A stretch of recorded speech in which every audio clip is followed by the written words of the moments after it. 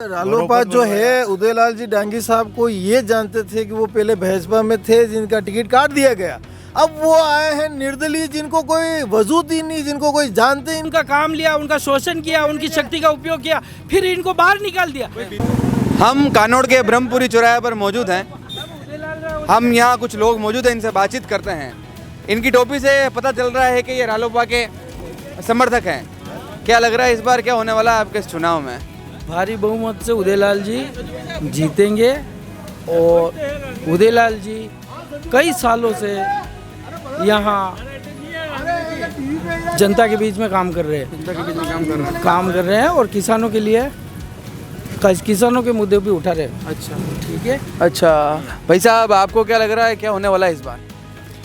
देखिए, 2 साल से कांग्रेस सरकार है और यहाँ पर किसी प्रकार का कोई काम नहीं हुआ और लोगों की अपेक्षा भाजपा से है और निश्चित रूप से भाजपा जीतेगी। यहाँ पर पूरे देश भर में मोदी का माहौल है और मोदी के माहौल में कानौड़ तो संघ का और भाजपा का गढ़ रहा है, तो निश्चित रूप से और ये तो कह रहे हैं कि इस बार उदयलाल जी जीतने वाले हैं। वो किसान समर्थक है और वो जमीनी स्तर से जुड़े हुए हैं। देखिए, देश भर में किसानों की जब समस्या होती है तो सबसे पहले मोदी उस समस्याओं का समाधान करता है। किसानों के खाते में जो है मोदी ने धन भी डलवाया है। इस प्रकार कई समस्याओं का समाधान मोदी ने किसान का पूरा समर्थन जो है मोदी के साथ है। मोदी के साथ है। आपको क्या लग रहा है क्या होगा इस बार? हमारे तो इस बार रणधीर सिंह जी जीतेंगे। रणधीर सिंह जी? हाँ। वो कह रहे हैं कि रालोपा, ये कह रहे हैं बीजेपी, और आप रणधीर सिंह सिंह जी ने बहुत काम करवाया कानौड़ में। मतलब एक बात तहसील है बनवाई। कि अब रालोपा जो है उदयलाल जी डांगी साहब को ये जानते थे कि वो पहले भाजपा में थे, जिनका टिकट काट दिया गया। अब वो आए हैं निर्दलीय, जिनको कोई वजूद ही नहीं, जिनको कोई जानते ही नहीं है। वो ये समझ रहे हैं कि मैं अपनी जनता के साथ हूँ, लेकिन जनता उनको जानती नहीं है। आज मेरे को एक मिनट, आज अगर मेरे को ये बोला जाए कि उदयलाल जी मेरे पास आए, मिले, मैं जानता ही नहीं। आप नहीं जानते? जब मेरे रणधीर सिंह जी वो ये कह रहे हैं कि उदयलाल जी कौन है, मैं जानता ही नहीं है। वो नहीं जानते हैं। 18 में चुनाव लड़े हैं, ठीक है। आपसी मतभेद के कारण कोई लोभी प्रवृत्ति चली है, कोई लालची नेता आए हैं, उनका टिकट काटा है और मेरे भाई अभी बोल रहे हैं कि वो निर्दलीय प्रत्याशी है, जबकि वो राष्ट्रीय लोकतांत्रिक पार्टी के प्रत्याशी है, ठीक है। और हनुमान बेनीवाल जी की किसानों से जुड़े हुए हैं, उनके मुद्दे पर वो काम कर रहे हैं। आप कुछ कहना चाहते हैं भाई साहब? देखो, यहाँ जब निर्दलियों का मुद्दा है तो दोनों निर्दलीय है और निर्दलियों के साथ कुल मेरी सुनो ना आप, 9 में से 7 निर्दलीय है। राष्ट्रीय पार्टियां 2 ही है केवल, तो स्वाभाविक है राष्ट्रीय पार्टी भाजपा है और भाजपा पूर्ण बहुमत से है तो भाजपा ही जीतेगी यहाँ पर। इसमें ऐसी कोई दो बात ही नहीं है। सारे के सारे निर्दलियों का समर्थन होगा, भाजपा जीतेगी यहाँ पे। ये भाई साहब काफी जोश मंदिर आ रहे हैं। देखिए, मेरी बात सुन लो। 18 में जब उदयलाल जी पार्टी में टिकट दे, वो कहाँ से लेके आए? उदयलाल जी कहाँ से लेके आए?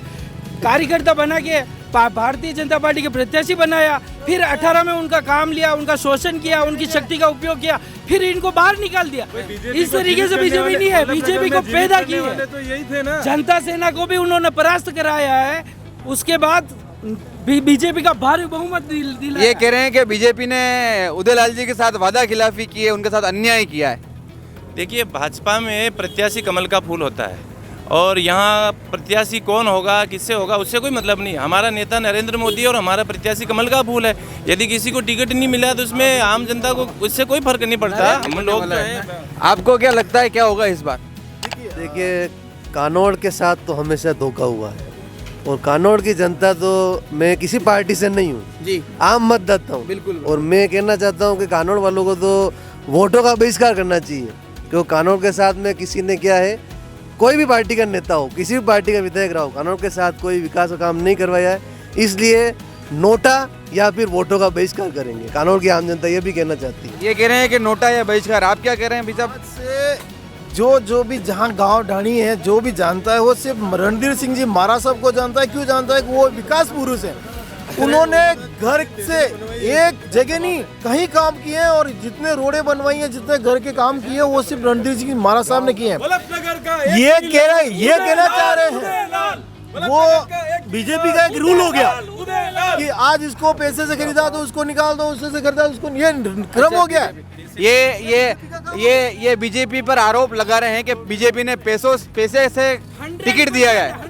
नहीं, ये कोई आरोप नहीं है। भाजपा में पैसों से टिकट नहीं मिलता है।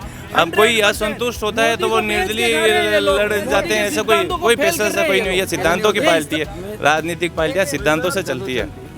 आप क्या कह रहे हैं, ये मोदी को बेच के खा रहे हैं, ऐसा क्यों लगता है मोदी आपको? के नाम के खा रहे हैं और मोदी बेचारा जानता नहीं है, साथ जानता नहीं है, उससे देश चल रहा है। लेकिन स्थानीय लोग, सांसद महोदय ने अपने बिजनेस पार्टनर को टिकट दिया है और अपने को फायदा उठाने के लिए पार्टी की जमीनी स्तर पर भी लेके आ गए हैं। ये देखो, ये कह रहे हैं कि सांसद के जो बिजनेस पार्टनर है उनको टिकट मिला है।